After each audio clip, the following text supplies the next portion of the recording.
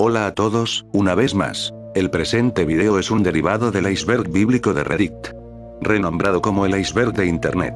A medida que los niveles avancen, se abarcarán aquellos temas que se descartaron, algunos ya conocidos, otros no tanto, junto con algunos temas adicionales que estoy seguro les impresionarán. Sin nada más que decir, mi nombre es... y esta vez, los dirigiré a lo largo de este video. Comencemos con esta nueva aventura.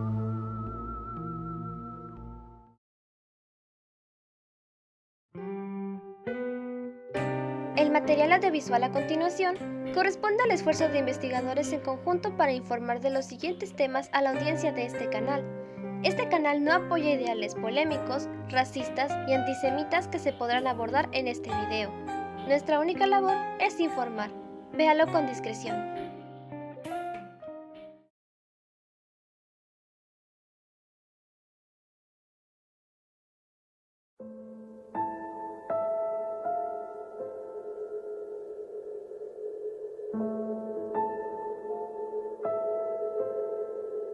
Es un personaje ficticio, que se originó en internet como una creepypasta creada por el usuario del foro Something Awful, Eric Knudsen.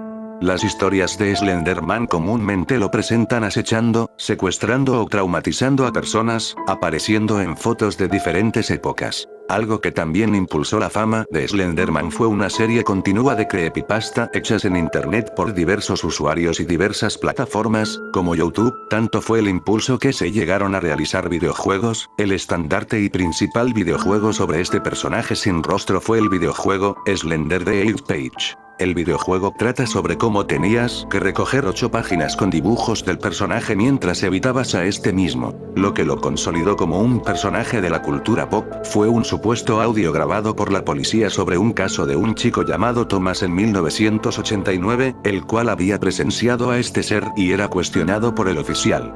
Se nos presenta la aparición de Slenderman concluyendo con sonidos de disparos y una tenue estática y unos pasos muy pesados, los cuales concluyen con el audio.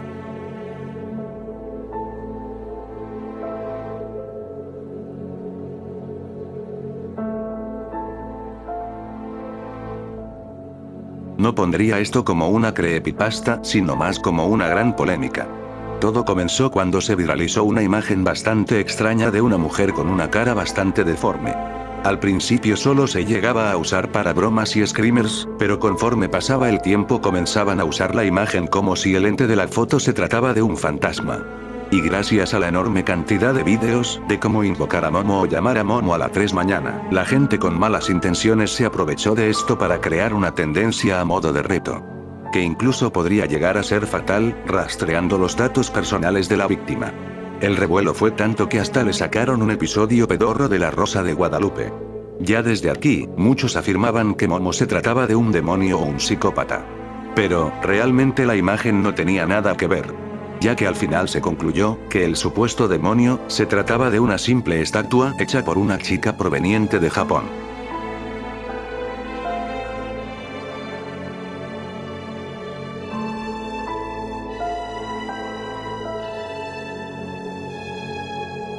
Los vampiros son uno de los monstruos más conocidos por la cultura popular. La noción del vampirismo se ha extendido durante milenios. Culturas como la mesopotámica, la hebrea, la griega antigua, la manipuri y la romana tenían historias de demonios y espíritus que se consideraban precursores de los vampiros modernos. A pesar de la aparición de criaturas vampíricas en estas civilizaciones antiguas, el folclore de la entidad conocida hoy como el vampiro se origina casi exclusivamente en el sureste de Europa, a principios del siglo XVIII, cuando se registraron y publicaron las tradiciones verbales de muchos grupos étnicos de la región. Aunque muchos podrán preguntarse, ¿de dónde viene tan característico personaje?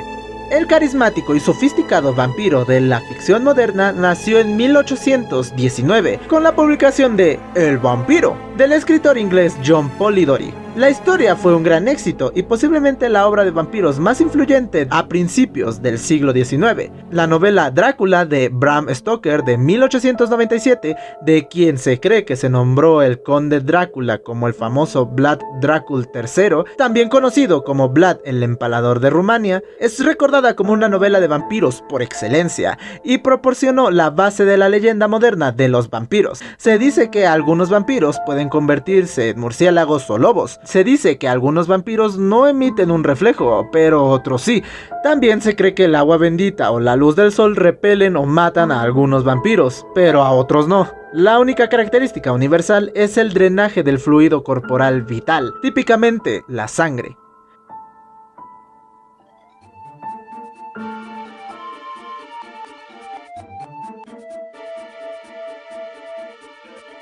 Los objetos voladores no identificados, abreviados bajo el acrónimo OVNI, son fenómenos aéreos donde, como su nombre indica, objetos surcando la atmósfera terrestre sin autorización o identificación de algún terco observando. Estos fenómenos, aunque son comúnmente asociados con alien y abducciones, no solo se reduce a esto.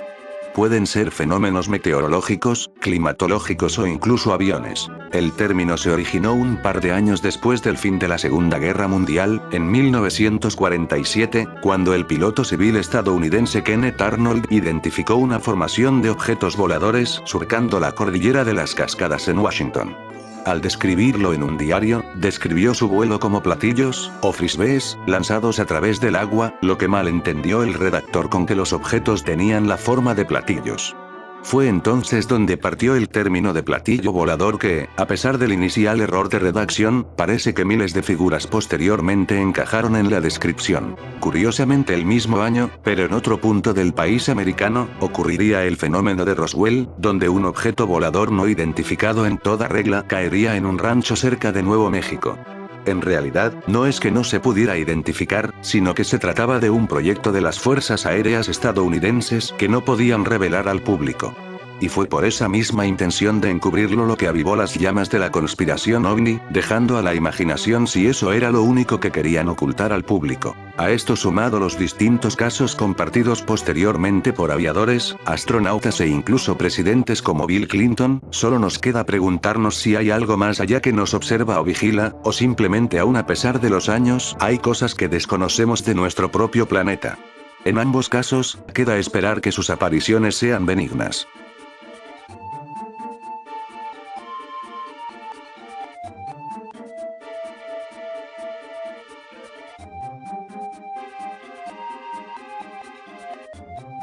Conocido como Bigfoot, es una leyenda urbana de los Estados Unidos que describe a un hombre con apariencia y pelaje de un mono gigantesco, siendo el origen obvio de su nombre las grandes marcas de pies que deja al caminar, resultando tales huellas la única y supuesta evidencia de la existencia del homínido. Pese a existir miles de declaraciones al año de avistamientos de pie grande, es de notar como nunca se ha encontrado ninguna evidencia comprobable de la existencia del ser, pasando como una leyenda monstruosa más a la cultura popular, al estilo del monstruo del lago Ness, por ejemplo.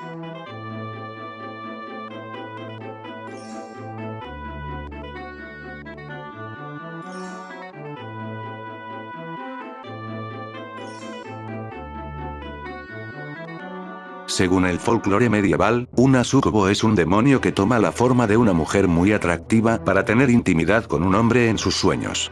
El nombre proviene del latín antiguo y significa recostarse debajo.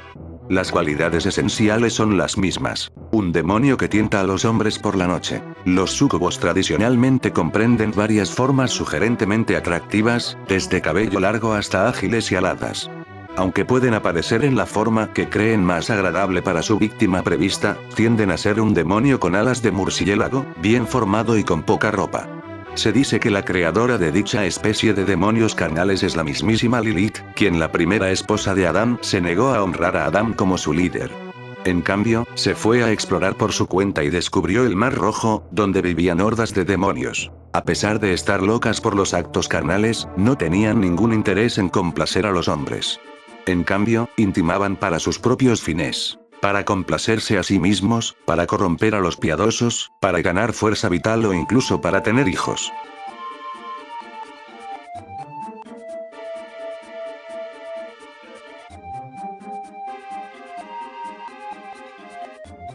ubicada en el desierto de Nevada resguardada celosamente por el ejército estadounidense, se ha impulsado a la creación de bastantes teorías de conspiración con respecto a qué hay en sus instalaciones. Una de las más fuertes son las del fenómeno extraterrestre. Era un sitio tan secreto que el gobierno estadounidense negaba su existencia hasta 2013. Sin embargo, siempre dice que es una zona para entrenamiento militar. Uno de los muchos misterios del Área 51 es el que muchos consideran que se trata del hogar de un laboratorio subterráneo donde se esconden naves espaciales, y tal vez incluso extraterrestres. El accidente de Roswell, ocurrido en Nuevo México en 1947, ciertamente alimentó la leyenda. Si bien el ejército inicialmente dijo que había aterrizado una nave, la declaración se corrigió más tarde para decir que un globo meteorológico se había estrellado en una tormenta eléctrica. Los testigos informaron sobre avistamientos de extraterrestres y compartieron historias sobre los restos de naves espaciales traídas a la base militar cerca del Área 51 como parte del encubrimiento. Los lazos extraterrestres del Área 51, dijeron analistas, probablemente han sido útiles para las agencias de inteligencia, una distracción inofensiva de las noticias sobre la lluvia radiactiva y las pruebas de armas. Lo más relevante que ha tenido el Área 51 durante los últimos años, es que en 2019 muchísimas personas se reunieron a modo de meme o de incluso hacer historia, invadir el área para descubrir sus mayores secretos. Lamentablemente esto ya no se logró debido a la extrema seguridad de la zona.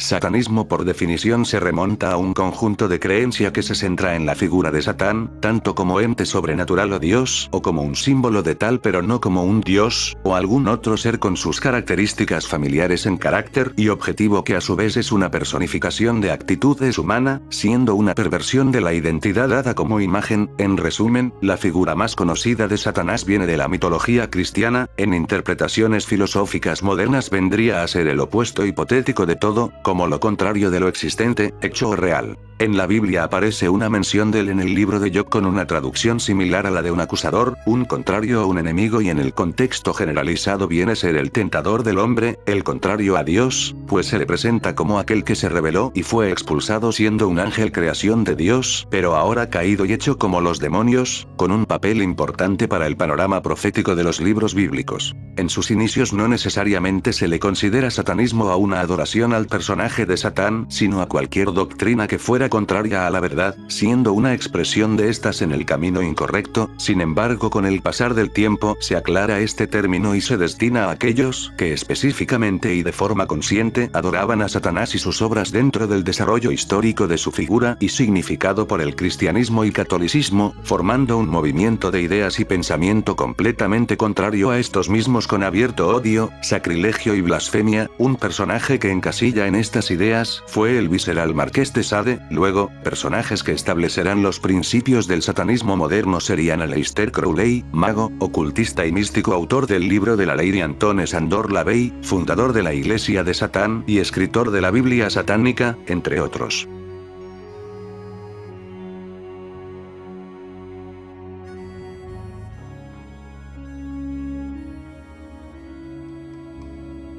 Es un objeto de corte espiritista o juego de mesa que consiste en tablero, de madera comúnmente, que contiene inscrito el alfabeto latino, los números del 0 al 9, la palabra signo y, según su diseño, palabras de saludo o despedida u otros símbolos. Este funciona con un segundo elemento móvil, que es una pieza con forma triangular que funciona para señalar dentro del tablero y deletrear posibles mensajes del más allá. Para su funcionamiento, la persona o las personas que se encuentren en una sesión de espiritismo colocarán sobre la pieza que funcione como flecha su dedo e irán moviéndolo hasta que se formen palabras que funcionen de respuestas.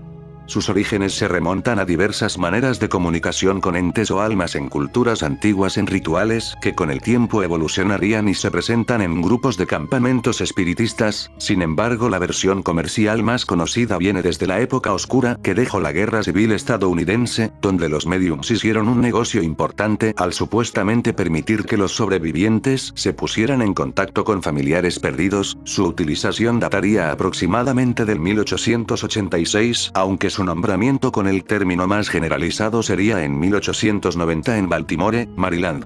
En un gran movimiento comercial se registró la patente de este producto a nombre del abogado e inventor Elijah Jefferson Bond el 3 de febrero de 1891 con los sesionarios Charles Kennard y William Maupin, aunque el empleador de Bond, William Fuld desde 1890 comerciaba y fabricaba este tipo de tableros. Fuld trabajó como banisador, como capataz en Kennard Novelty Company, el mismo año en que Elijah Bond presentó la primera patente para un tablero parlante.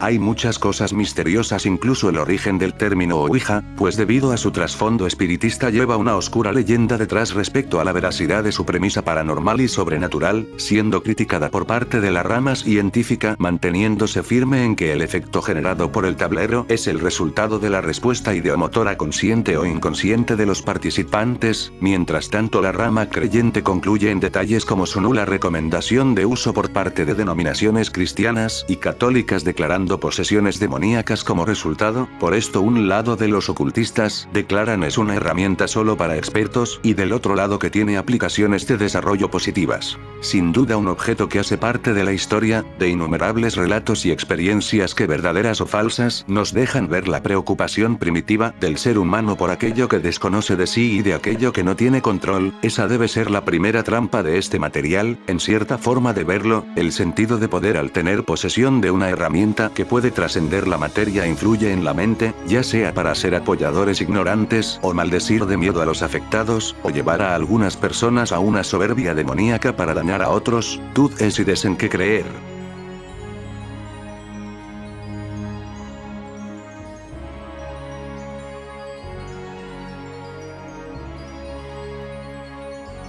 Imposible que no conozcan el rostro del ente que consiguió desafiar a la física en cada oportunidad que tuvo, donde cada reto al que le imponían los zafaba con éxito y cuyos actos no cerraba sin antes firmarlos con su grotesca mueca de victoria, burlándose de sus contrincantes. Trollface fue una expresión hecha en 2008 por el artista Carlos Ramírez bajo el nombre de Wine, para un pequeño cómic burlándose del comportamiento provocador de algunos usuarios en 4chan.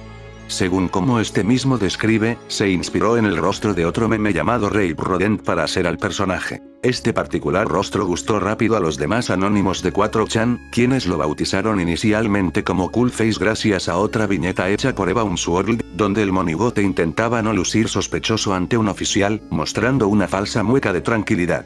De esta manera, demostrando una gran versatilidad en Trollface, que lo hacía en algo más que un bufón de teclado. Actualmente todos sabemos que es del Trollface. En 2020 tuvo su regreso a la cultura de los memes.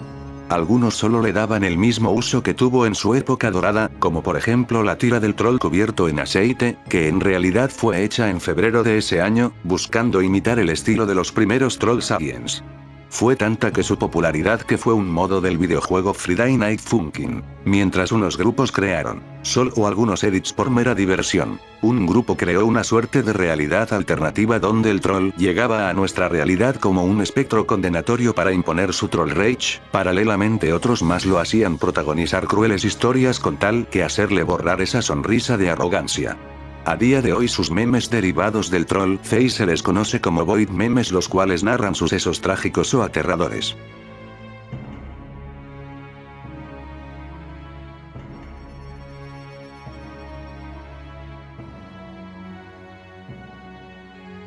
Los reptilianos son criaturas parte de una conspiración bastante popular, que indicaba la existencia de criaturas con apariencia de lagartos antropomorfizados conviven camuflados entre nosotros, sirviendo en grandes puestos con gran poder en el rumbo de la humanidad, a merced de las órdenes de una sociedad secreta de la que estos mismos integran. Su origen se remonta a fines de los años 20, en 1929, gracias al profesor de ciencias políticas Michael Barkun, quien postuló la idea de la conspiración de hombres serpientes.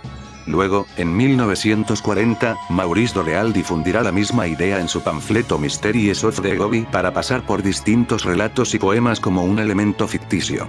Pero en 1999, el teórico de la conspiración David Icke llegaría a cambiar el rumbo de la historia con su libro The Biggest Secret, donde refinaba finalmente el concepto de los reptilianos al que tenemos ahora. Reptiles antropomorfizados, caracterizados por ser hematófagos y altos, venidos del sistema Alpha Draconis para dominarnos desde las sombras. Apuntando a distintas figuras públicas de ser aquellas, tener su sangre o tan solo ser colaboradores, desde familias de gran poder hasta dinastías.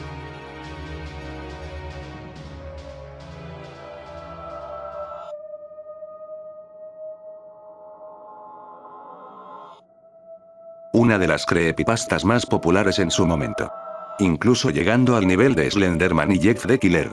En su momento llegó a considerarse como ente más poderoso del mundo de las creepypastas. Pero, en resumen, Salgo es un ente sin ojos, con 7 bocas que se le considera el ser que trae sufrimiento y miseria a la Tierra. Y cuando finalmente abra la 7ª boca, será el fin de los tiempos. Aunque no es fácil de describir su verdadera forma, ya que es amorfo. Este poseía una infinidad de habilidades, desde distorsionar la realidad a una maligna, poseer a un mortal, tener conocimiento ilimitado, etc. hasta se le tomaba como el responsable del origen de las demás creepypastas en aquel tiempo. Ya dejando el tema del lore, el origen de la historia se remonta en 2004, cuando en una página llamada Something Awful comenzaron a viralizarse modificaciones de paneles de cómics de Archie, Garfield, Mafalda, entre otros. Todos estos mostraban algo en común. Deformaciones creepys de los personajes con la frase de "comes". Seguido de esto saldrían más imágenes editadas, terminando con la creación del lore del personaje.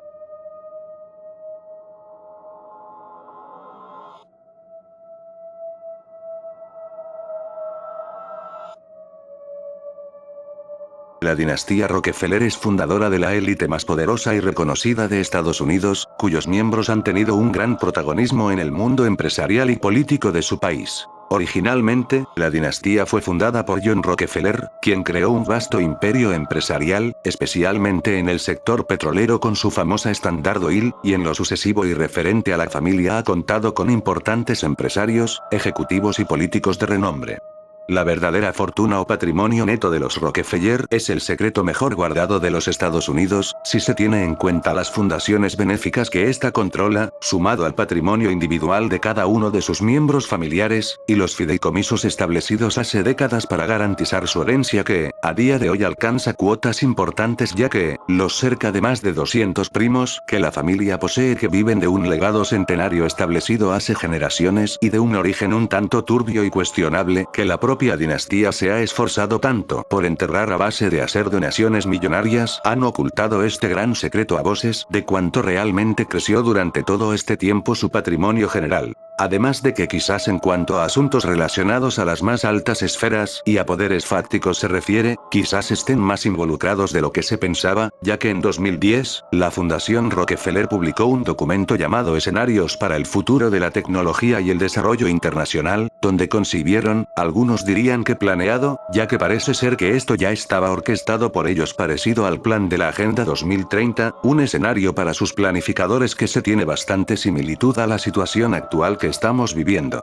Durante la pandemia, los líderes nacionales de todo el mundo ejercieron su autoridad e impusieron restricciones herméticas para proteger a sus respectivas ciudades, no solo para protegerse de esa exposición, sino de problemas cada vez más acuciantes como el terrorismo transnacional hasta crisis ambientales y aumento de la pobreza. Los líderes, en especial los Rockefeller, tomaron un control más firme del poder, aclarando que esta dinastía está al tope de la cadena más influyente del poder que incluso tienen reuniones en el Club Bilderberg, entre otros, demostrando por qué su apellido ha trascendido las generaciones y el paso del tiempo, convirtiéndose a priori en una de las familias más influyentes no solo de Estados Unidos, sino que también del mundo entero.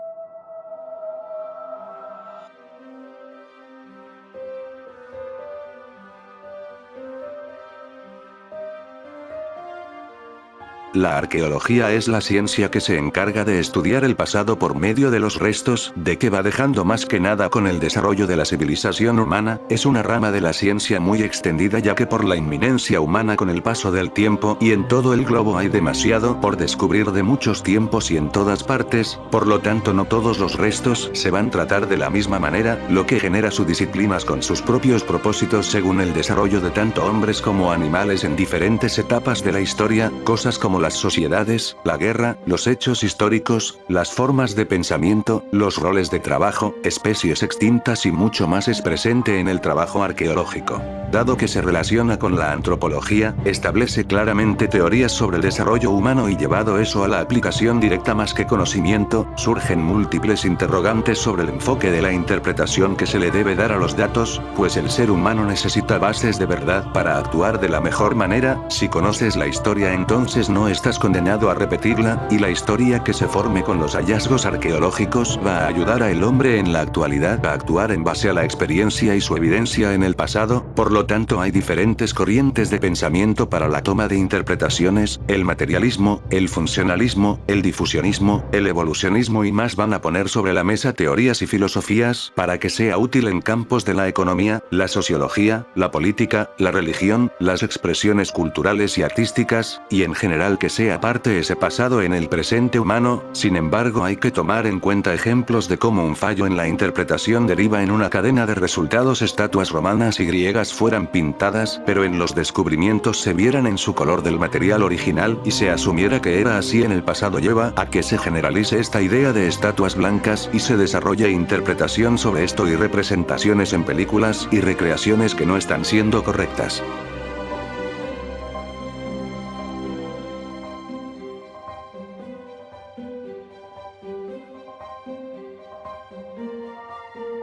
El término keke es un término popularizado en el conocido tablón de imágenes 4chan, y se usa de la misma forma que LOL, en situaciones que resultan hilarantes. Su origen se remonta a StarCraft de 1998, donde los usuarios coreanos, al notar que el juego carece de caracteres en coreano, lo escribían por cómo sonaba: kekeke. Se popularizó en el juego gracias al movimiento Zerg Rush, donde jugadores juntaban sus tropas a atacar bases en específica, en donde el atacante inundaba el chat bajo esta particular risa. Luego, la risa de los Zergs pasaría a World of Warcraft, bajo el mismo particular uso. Resulta que, en el juego, cuando alguien de la Horda decía LOL en orco, el mismo juego lo mostraba a los de la Alianza como Ket, esto debido a la barrera lingüística que tienen ambos bandos. A los jugadores les gustó y lo tomaron como una traducción oficial de LOL, en orco, usándolo constantemente en el juego. Aunque de hecho hay otras palabras de 3 letras que igualmente dan kek al traducirlas al orco. Años más tarde, llegaría finalmente a 4chan, siendo igualmente popular y adoptado como otro término en su extenso léxico. Con el tiempo, la propia comunidad de 4chan, conocida por su irreverencia, llevaría a kek a horizontes poco conocidos, incluso estableciendo un etnoestado a su alrededor. En algún punto del 2015, en Pol surgiría el meme de Kekistan, un país ficticio nacido como meme, cuya deidad era el dios Kek de la mitología egipcia, que había encarnado en un Pepe, curiosamente también representado por los egipcios como una rana. A partir de esto, se realizó una bandera de verde y negro inspirada en la infame bandera de los Kriegsmarine. Este movimiento fue llevado mayormente por personas de extrema derecha alternativa, gente contra la cultura de lo políticamente correcto y relacionadas a movimientos de supremacía blanca. Es justamente porque en Destiny 2, cuando se subió un traje con un patrón similar al del símbolo de la bandera de Kekistán, su desarrolladora lo removerá del juego por representar un símbolo de odio. Además de que en Wikipedia al buscar te aparece relacionado a movimientos antisemitas. Como un giro raro de la coincidencia, es también el nombre de una deidad egipcia llamada Ket, el cual es un dios rana.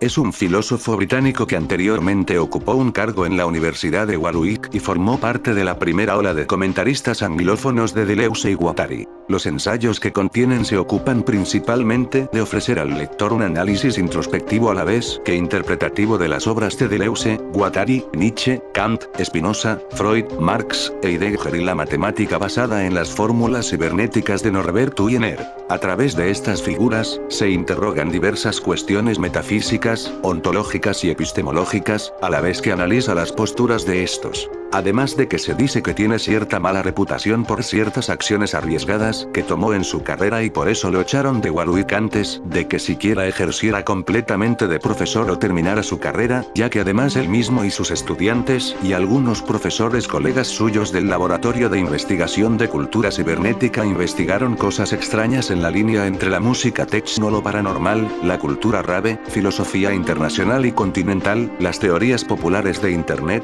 el posmodernismo ocultismo y la neoreacción. La idea común es que se volvió loco por el abuso excesivo de drogas y, después de recibir ayuda, se mudó a China con algunos acólitos y ahora escribe en línea desde el anonimato tonterías feudalistas y racistas. Es más una leyenda de nicho que un verdadero filósofo académico, no publicó mucho, pero en los 90 fue influyente gracias a sus semiteorías de la cultura árabe mencionadas anteriormente, así como sus ensayos de horror y la neoreacción principalmente.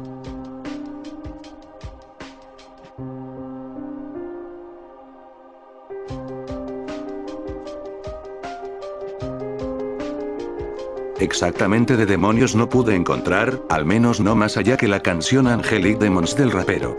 Se puede decir que XXXTentacion, o simplemente conocido como X, de por sí colocaba bastantes temas relacionados a ocultismo y a la muerte en sus obras, aparte de depresión. Su muerte fue la gota que colmó el vaso de teorías respecto a su persona y sus relaciones.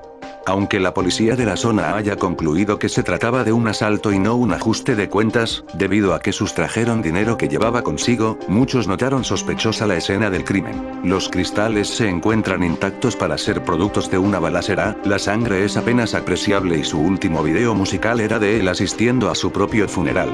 Además de una estrofa de una canción de Drake, bastante difundida, donde se suponía que lo indicaba a él como perpetrador, a lo mejor intelectual.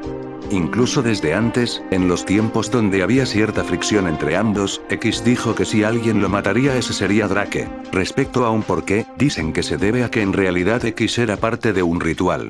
Algunos hablan de ascensión, otros de ser él una suerte de sacrificio. Incluso hay quienes dicen que era su forma de retirarse del mundo de la música. Otra muestra de cómo las masas buscan dar una explicación a la muerte de un ídolo. No niego que hay detalles raros en todo esto, y que la discográfica del rapero da ese toque esotérico al asunto, pero lo más probable es que no sea más que una desafortunada línea de eventos a la que fanáticos intentan darle explicación. La verdad es que Tentacion se fue, dejando consigo una carrera altamente lucrativa. ¿A costa de su enfermedad mental? Muy probable.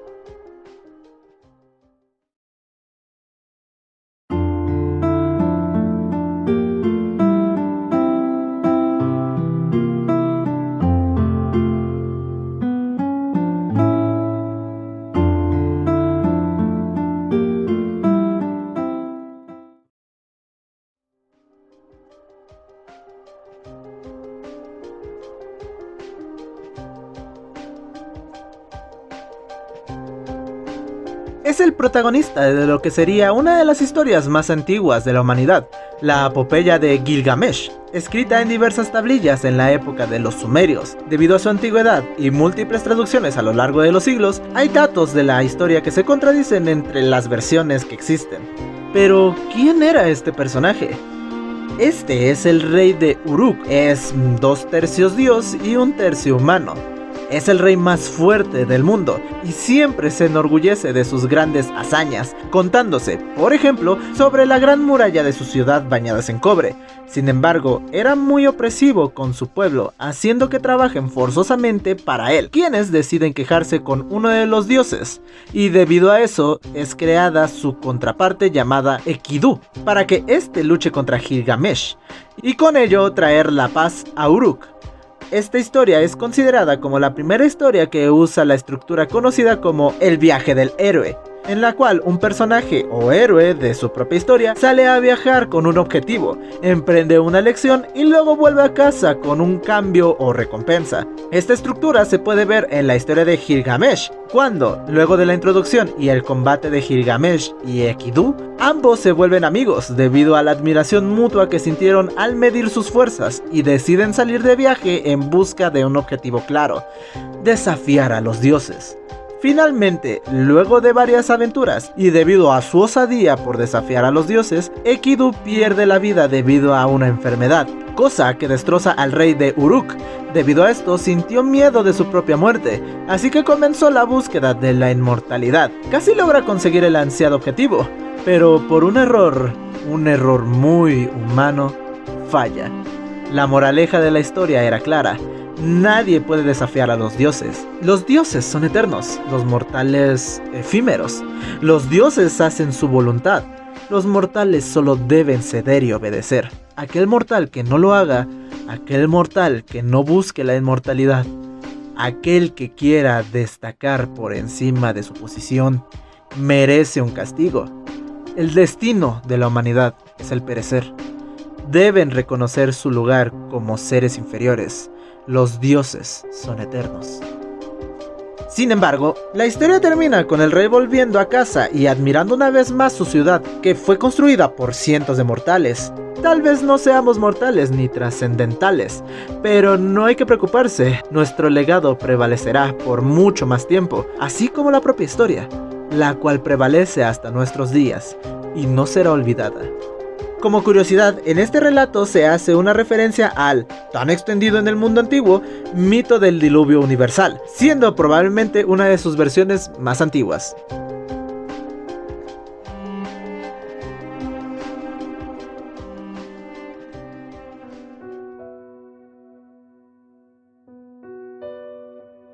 El secreto es un libro escrito por la autora australiana Rhonda Byrne publicado en el 2006. El libro tiene como premisa: aprender el secreto, para llegar a saber cómo se puede tener, ser o hacer lo que quiera.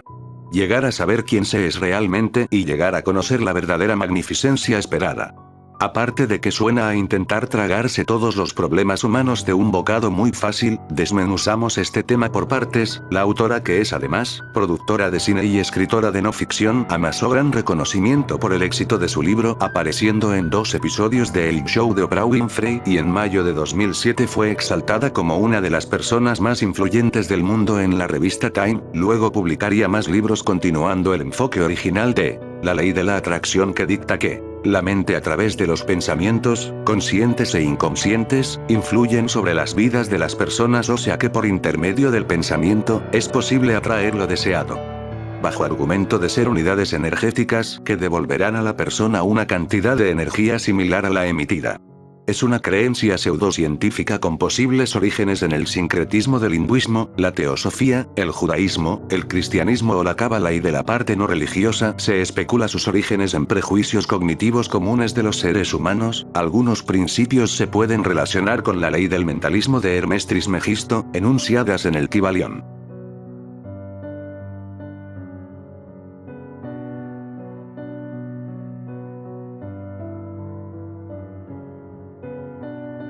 Traducido como Dios fue asesinado por el Ejército Rojo Soviético, es una creepypasta la cual en la actualidad se encuentra perdida en su totalidad, siendo un caso bastante similar al de los Camera Eats, pero con menos información, siendo las únicas fuentes de su existencia un post en 4chan en el cual un usuario anónimo pregunta por dicha creepypasta sin dar más detalles. La otra fuente es de un artículo de la página de SCP en la cual hablan de la coalición oculta global.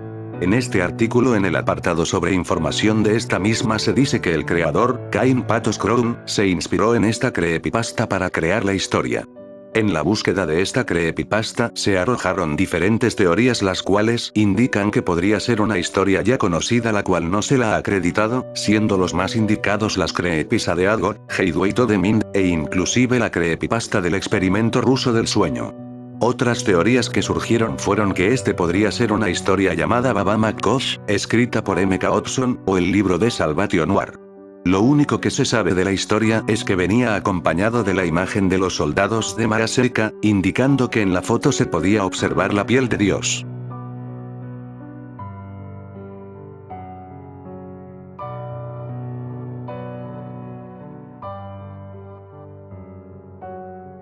Era una supuesta película de Bob Esponja del género mockumentary o falso documental distribuido por Regal Films con una duración de 70 minutos, y su sinopsis era la siguiente. En este mockumentary, Bob Esponja vive sobre tierra como todas las celebridades de Hollywood. Temeroso de que Bob Esponja se está convirtiendo en una noticia vieja, su jefe dirige un concurso llamado Pase un día con Bob Esponja. Miles de niños entran a ganar. El afortunado ganador es Seth, y él está emocionado con su día con Bob Esponja. Sin embargo, el día se convierte en un paseo en montaña rusa cuando las cosas no salen como él las planeó. Lo extraño de esto es que la película era completamente ajena al creador de Bob Esponja y a Nickelodeon. La primera vez que se supo de esto fue por medio de Amazon, en donde un usuario había subido la película el 22 de noviembre de 2011. Sin embargo, ya se encontraba agotada. Por ende, se llegaron a fijar en el apartado de reseñas. Está con opiniones diversas. Sin embargo, notaron que había una separación muy grande en las fechas, ya que la reseña más antigua del artículo data del 2015. Y desde ese momento comenzó la búsqueda de la dichosa película. Lo que en un principio se tenía en mente como un lost media. Al final se concluyó que la película simplemente es inexistente.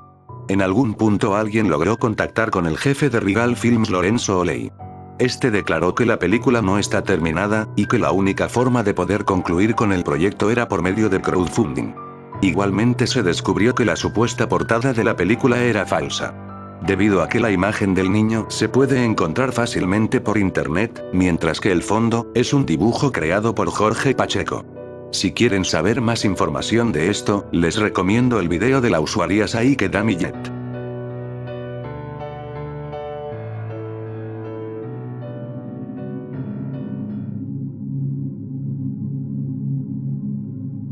El programa de investigación auroral activa de alta frecuencia, o HAARP, es un programa de investigación ionosférica financiado conjuntamente por las Fuerzas Aéreas de Estados Unidos, la Marina de Estados Unidos, la Universidad de Alaska y la Agencia de Proyectos de Investigación Avanzada de Defensa, DARPA. Su objetivo es analizar la ionosfera e investigar el potencial de desarrollo de la tecnología de mejora de la ionosfera para las radiocomunicaciones y la vigilancia. Opera una importante instalación subártica, llamada Estación de Investigación HAARP, en un sitio propiedad de la Fuerza Aérea cerca de Gacona, Alaska. Según los conspiranoicos, afirman que HAARP es capaz de modificar el clima, inutilizar satélites y ejercer control mental sobre las personas, y que se está utilizando como arma contra los terroristas. Estos teóricos han culpado al programa de causar terremotos, sequías, tormentas e inundaciones, enfermedades como el síndrome de la guerra del Golfo y el síndrome de fatiga crónica, el accidente del vuelo 800 de Dua en 1996 y la destrucción del transbordador espacial Columbia en 2003. Los comentaristas y los científicos afirman que los defensores de estas teorías están desinformados, ya que la mayoría de las teorías expuestas quedan muy lejos de las capacidades de la instalación y, a menudo, fuera del ámbito de las ciencias naturales. De esas numerosas teorías conspirativas, varias personas han especulado sobre los motivos ocultos y las capacidades del proyecto. Por ejemplo, Rosalie Bertell advirtió en 1996 sobre el despliegue de HAARP como arma militar. Michel Chossudovsky afirmó en un libro publicado por el Comité sobre la Reforma Monetaria y Económica que las recientes pruebas científicas sugieren que HAARP es totalmente operativo y tiene la capacidad de desencadenar inundaciones, sequías, huracanes y terremotos.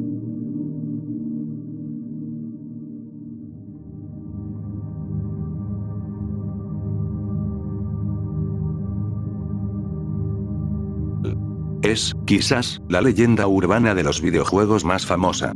Polybius, una Arcadia que fue colocada en arcades de Estados Unidos los 80s como parte de un experimento por parte del mismo gobierno de los Estados Unidos y que, de acuerdo con los testimonios los cuales aseguraron jugar con ella, traía con sí terribles efectos secundarios, que incluso conducían a la muerte.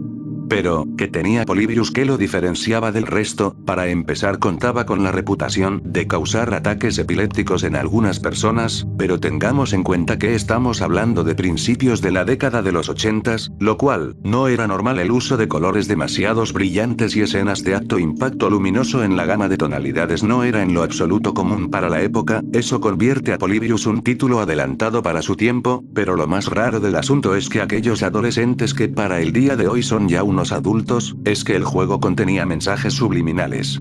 También se dice que durante el poco tiempo que el juego estuvo en los arcades, hombres con trajes negros tomaban nota de los efectos que el juego provocaba a quien lo jugaba. La máquina terminaría desapareciendo poco tiempo después, cuando los medios hicieron eco del fallecimiento de un joven que se encontraba jugándolo.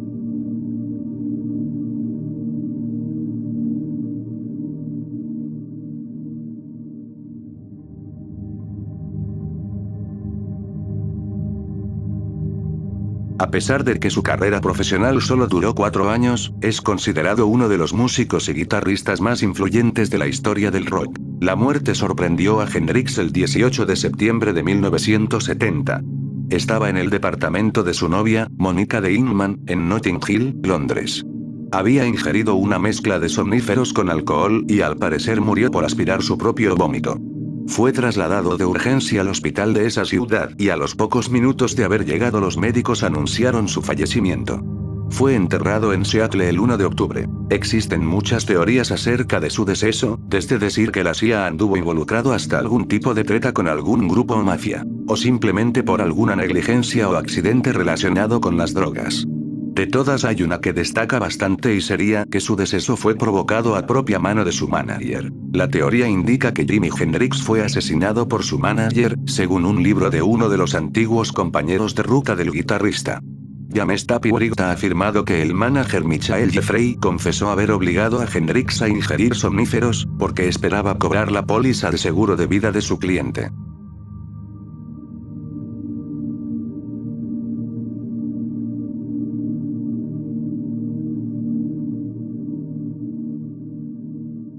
Fue un caso impactante de una estudiante canadiense de la Universidad de Columbia Británica en Vancouver. Su cuerpo fue recuperado del tanque de agua del Hotel Cecil en el centro de Los Ángeles el 19 de febrero de 2013. Lam había sido reportada como desaparecida a principios de mes. Los trabajadores de mantenimiento del hotel descubrieron el cuerpo al investigar tras las quejas de los huéspedes sobre problemas con el suministro de agua. Su desaparición había sido ampliamente reportada, aumentando el interés 5 días antes del descubrimiento de su cuerpo, cuando el Departamento de Policía de Los Ángeles publicó un video de la última vez que se supo que la cámara de seguridad de un ascensor la había registrado, el día de su desaparición. En el vídeo, se ve a Lam salir y volver a entrar en el ascensor, hablando y gesticulando en el pasillo de afuera, y algunas veces pareciendo esconderse dentro de él, el cual parece estar funcionando mal. El vídeo se volvió viral en internet, y muchos espectadores informaron que lo encontraron inquietante. Las posibles explicaciones iban desde afirmaciones de intervención paranormal hasta el trastorno bipolar del cual sufría Lam. También se ha argumentado que el vídeo fue alterado antes de su publicación. Las teorías conspiranoicas sobre su deceso varían entre sí, algunos dicen que ella estaba siendo perseguida por algo o alguien y que eso acabaría con su vida.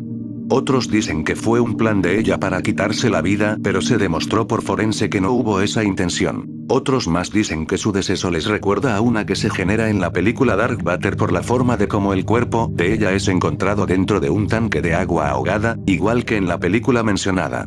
Y otros dicen que fue una prueba de estudio de tuberculosis, una arma biológica y algunos señalan esto debido en que su universidad estudiaba eso ahí. Por último, hay que destacar el lugar donde se encontraba su cuerpo y donde transcurrió la reconocida grabación. Ocurrió en el conocido pero infame Hotel Cecil, uno de los hoteles embrujados más conocidos y con una enorme cantidad de víctimas que se han quitado sus vidas ahí, como también el deceso de varias personas en diferentes circunstancias, como el caso de la Dalia Negra.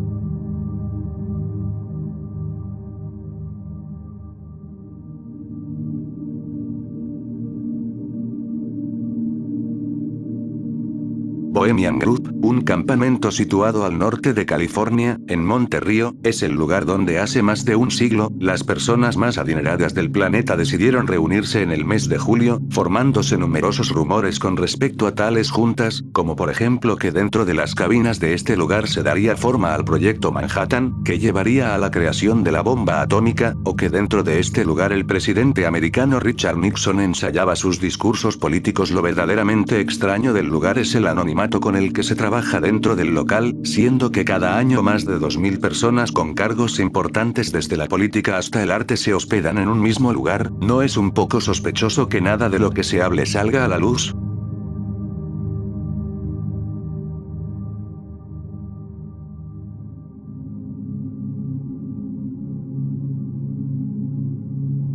El nahual es una leyenda de las culturas mesoamericanas, específicamente de la maya, usada para clasificar a aquellos brujos o seres sobrenaturales con la capacidad de tomar una forma animal, refiriéndose, asimismo, al animal con capacidades humanas que normalmente es tomado como espíritu guardián de algún pueblo. Con respecto a algunas tradiciones, estas deciden tomar a los nahuales como seres protectores por persona, protegiéndolas desde su nacimiento y mostrando un comportamiento distinto frente al destino de esta misma, dependiendo dependiendo del animal que le haya tocado, siendo los brujos del pueblo los únicos capaces de ver a estos seres, siendo que, al no saberse cuál de las dos interpretaciones es la correcta, la referente a los brujos o a los espíritus guardianes, se toman ambas como correctas y se cree que ambas ideas son realmente transformaciones de las culturas mesoamericanas con respecto a una misma creencia.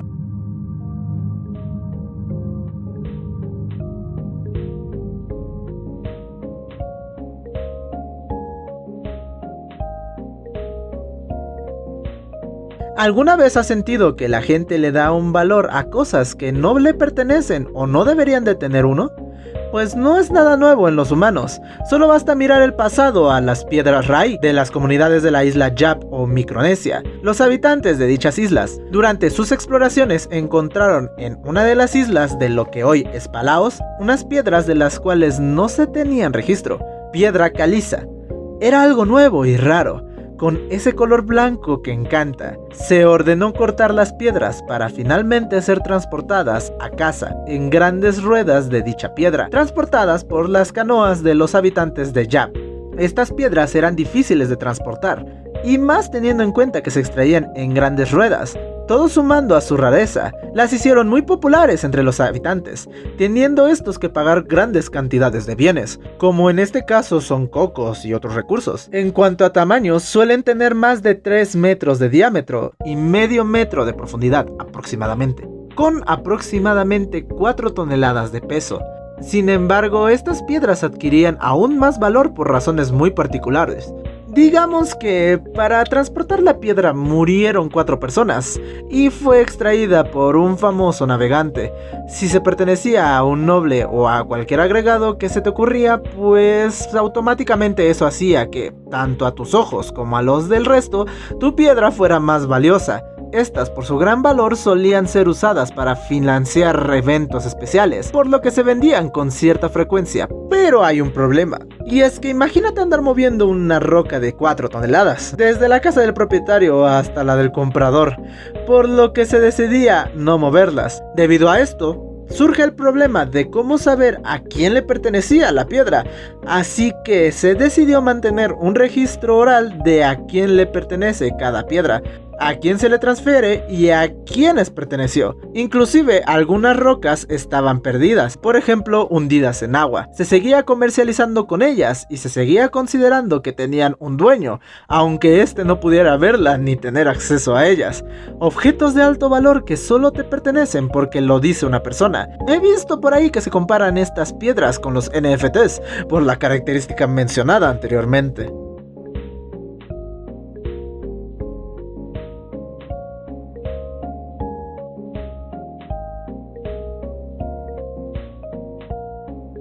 La paradoja de Fermi pregunta si la vida es común en el universo y la distancia a las estrellas es pequeña en comparación con la edad del universo. ¿Dónde están los extraterrestres?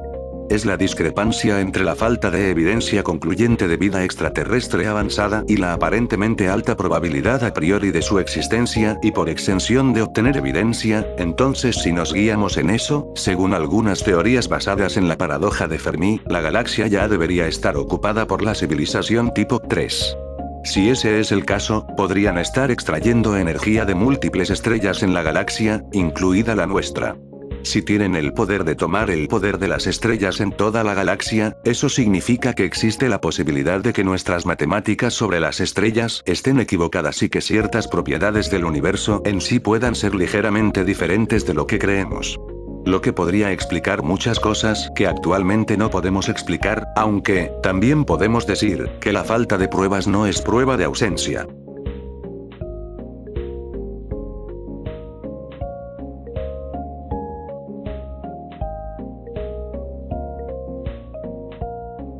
En la cultura popular, siempre se ha dicho que los delfines son amistosos, amorosos, sociables, entre más cualidades.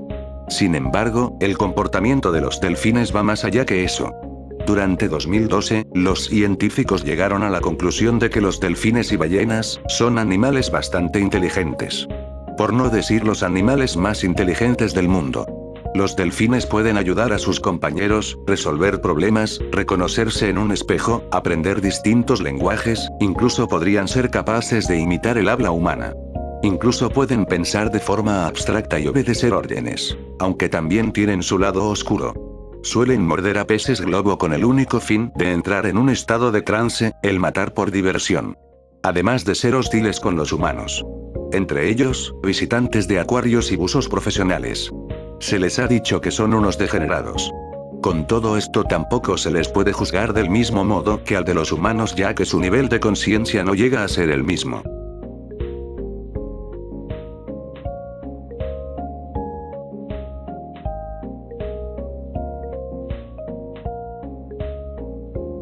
En la tarde del 3 de noviembre de 1888, hacia las 8 de la tarde, miles de ovejas, inexplicablemente atraídas por un impulso simultáneo, se desprendieron de sus ataduras, campos y viviendas y habían sido encontradas a la mañana siguiente, muy dispersas, algunas de ellas todavía jadeando del puro pánico con un rostro de terror abyecto bajo los setos, y muchas de ellas se apiñaron en rincones alejados de las campiñas, a algunos pocos metros de distancia de los campos que habían dejado la noche anterior. Al final, se había extendido sobre 200 millas cuadradas. The Times informó el 20 de noviembre de 1888 que las travesuras maliciosas ocasionadas por niños o adultos estaban fuera de la discusión, porque sería imposible que 1000 hombres o niños, como se mencionó, no podrían haber asustado y liberado simultáneamente a todas esas ovejas. Curiosamente, apenas un año después, otro pánico similar se desató en Berkshire, sur de Inglaterra, no muy lejos de Reading. En 1921, la revista científica Nature señaló que el 3 de noviembre de 1888 había sido una noche particularmente oscura, con relámpagos ocasionales, y explicó que a menudo se han producido pánicos generalizados sin una respuesta realmente muy detallada que diera una explicación satisfactoria a este suceso, ya que naturalmente las ovejas son animales notoriamente tímidos, nerviosos y asustadizos.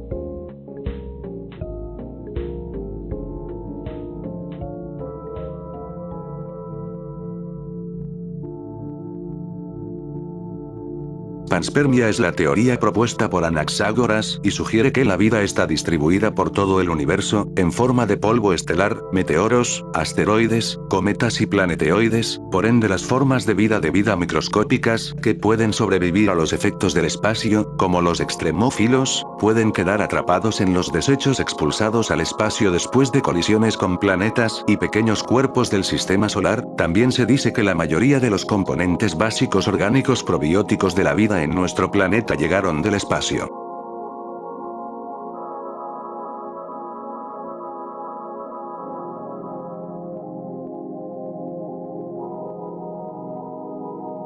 ¿Alguna vez han probado a dibujar con los ojos cerrados? El dibujo, al ser un trabajo mutuo de ojo y mano, al desequilibrarse esta relación dan como resultado un conjunto irregular de líneas y curvas que con suerte tienen pizcas de lo que se quería retratar. Imagina ahora este ejercicio, pero hecho en la vida real. Dios intentando replicar a sus demás criaturas marinas en la densa oscuridad del fondo marino. A veces hace espinas tan largas que escapan de sus abdómenes, en otras las comisuras de las bocas se derriten en sus rostros, a lo mejor hizo una línea de más y la volvió en un farol, incluso puede directamente olvidarse de los ojos. Pero casi nunca se olvida de los dientes sobresalientes, es su firma personal. Muchos ilustradores usan este método para conseguir diseños fuera de lo convencional, la que es la mejor forma de definir a estas criaturas. Algunas, si las ves, puedes identificarlas como peces, por sus aletas y cola, pero otras se separan tanto que incluso pescadores en las redes sociales las han tachado de mutaciones o demonios. Y luego tienes a la rosía pacífica, que es básicamente el intento del todopoderoso de dibujar pulpos chivis, aunque es de hecho un calamar. Entre sus ejemplares tenemos al pez pelícano, un ejemplar de enormes fauces que se puede hallar de 700 a 3000 metros, sin descontar los casos donde se les halló incluso más profundo. El pez dragón, una especie parte de la familia de los Stomidae, también conocidos como peces demonios, cuyos dientes son de tal largo que no pueden cerrarlas. Se han hallado especímenes hasta los 1000 metros. El Sacoparinx, parte de las anguilas engullidoras, recibe su nombre del griego significando faringe con forma de saco. Muchos más largas que el pez dragón, alcanzando los 2 metros, y resistiendo la presión de 1800 metros. Y, por último, el rey pespinoso, parte de la orden de peces abisales más conocidos en la ficción. Su reproducción consiste en que el macho halle una hembra en celo a la cual engancharse con sus colmillos, y así con el tiempo, descomponerse hasta fusionarse con la hembra, reduciéndose en una bolsa testicular que fecundará los huevos de la hembra. Se pueden hallar entre los 1000 hasta 3000 metros.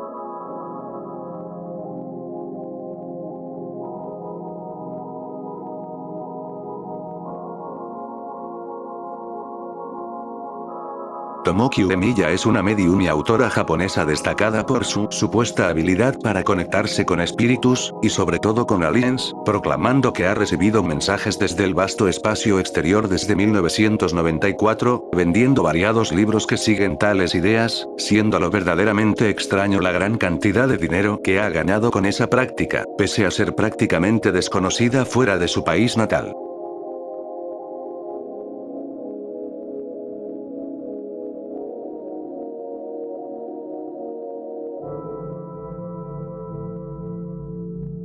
Seguro escuchaste esto alguna vez, ya sea en un lucando de curiosidades, un dato que te dijo algún amigo, o incluso desde un TikTok que diste por cierto antes de seguir bajando en tu feed. Mientras dormimos, inconscientemente comemos un estimado de 8 arañas por noche, a veces cambiándolo de 8 arañas por noche a 8 arañas por año, o incluso 8 arañas en toda nuestra vida, para darle algo de veracidad. Pero, ¿de dónde vino este rumor? Todo este mito aparentemente inició en 1993 en un artículo de la revista PC Professional, gracias a la columnista Lisa Birgit Holst, quien inició este rumor de que consumimos 8 arañas al año en base a una investigación previa. Y tampoco, Lisa y su artículo jamás existieron, sin importar cuántas fuentes lo aseguren. Su nombre completo, de hecho, es un anagrama que resume bien su existencia y validez del dato. This is a big troll.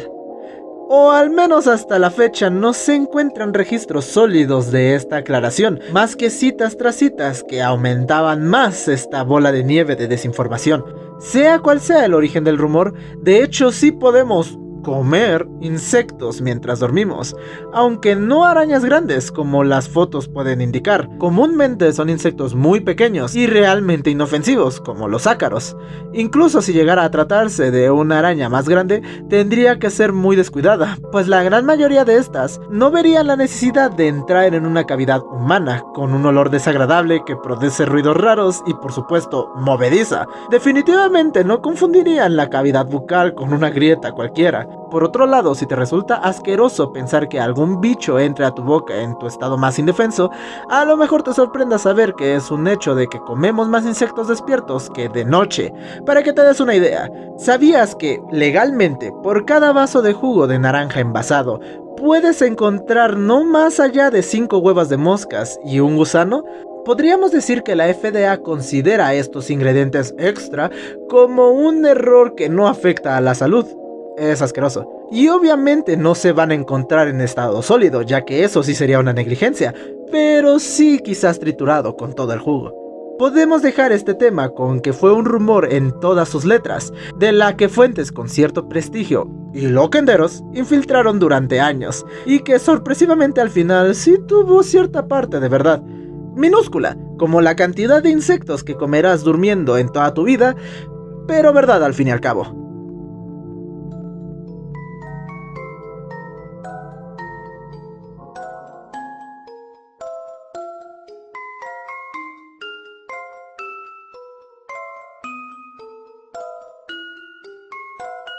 Muchos se habrán topado con los peculiares Pokémon Shiny. Una variante en la paleta de colores de los Pokémon con una probabilidad muy pequeña de presenciar alguno.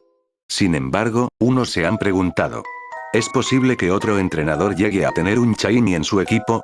Si bien existen Shiny incapturables, como el Ralts de Blasco o el Minccino de la profesora Encina, es posible que entrenadores lleguen a tener a su disposición estos peculiares Pokémon. Para eso hay que ir a Pokémon Esmeralda, específicamente al frente de batalla. Esto puede pasar completamente al azar. Es posible que un entrenador lleve en su equipo un Shiny. Es más, incluso los ases del frente también pueden presentar dicha anomalía en su equipo. Sin embargo, se ha dicho que sucede lo mismo en el frente de batalla de la 4ª generación, pero esto solo es un rumor.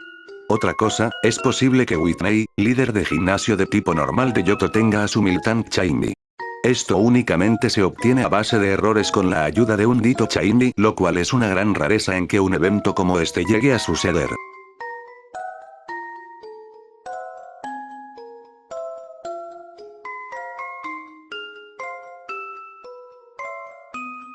A lo largo de los años, Super Mario 64 ha sido foco de diferentes teorías y misterios.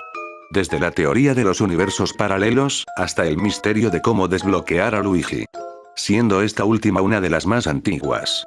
Todo debido a una inscripción que se puede encontrar en el patio trasero del castillo de la princesa. Si bien, está borrosa, los fans han teorizado que lo que dice ahí es lo siguiente. L is real 2401. Durante un largo tiempo han salido supuestas pruebas de la existencia de Luigi. Como vídeos, gameplays, fotos en revistas. Pero todo esto eran montajes, mods instalados en un emulador, modificaciones en los modelos de personajes y hasta un video screamer que actualmente es Lost Media. Sin embargo, en 2016 un usuario de Reddit revelaría que durante 1998 le preguntó a Nintendo sobre el misterio de Luigi. La respuesta de Nintendo se resume a que esa inscripción simplemente se trataba de una broma de los desarrolladores. Así que, durante un tiempo, las aguas por encontrar a Luigi se calmaron y muy pocos volvieron a hablar del tema. Eso, hasta que la cuenta regresiva finalizó. En julio de 2020, exactamente 24 años y un mes después de la salida del juego, Nintendo sufriría de un ataque cibernético en el cual se filtrarían varios datos, sprites, modelos, ideas y texturas de betas de varios videojuegos de Nintendo de la década de los 90. Y entre ellos sacaron también información de Super Mario 64. Y lo que encontraron aquí, se convertiría en un suceso histórico. Finalmente lograron encontrar el modelado completo de Luigi. Confirmando las teorías de los fans. Aparte de texturas y sprites que confirman que implementarían un modo multijugador. Solo que eso ya no se pudo dar debido a que lo planeaban para una secuela. Y como este aparato expansivo fue un fracaso, pues ya sabrán lo que pasó después. Ya días después, lograron implementar el modelo al juego final y así finalmente poder jugar como Luigi de manera oficial.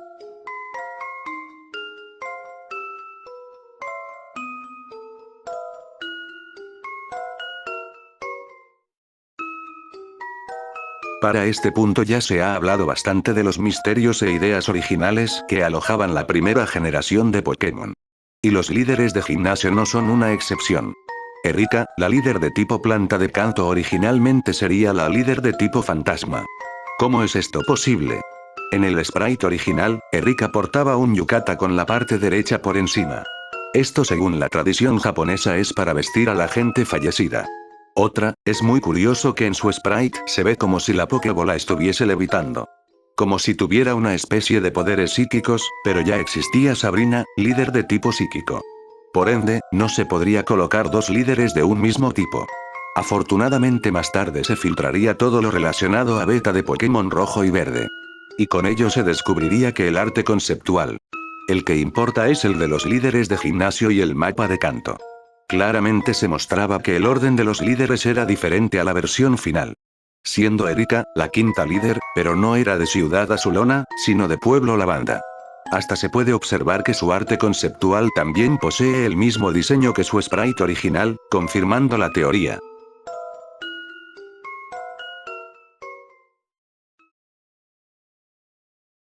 Y eso ha sido todo por esta ocasión. Espero que les haya gustado. Esta es la primera edición, en las cuales hemos visto varios de los cientos de temas que tiene por ofrecer esta serie de vídeos. Nos veremos en la siguiente edición, hasta la próxima. Gracias por haber visto este video. No olvides suscribirte para ver mucho más contenido similar. Me encantaría leer tu comentario allá abajo. Visita el canal y nos vemos hasta la próxima.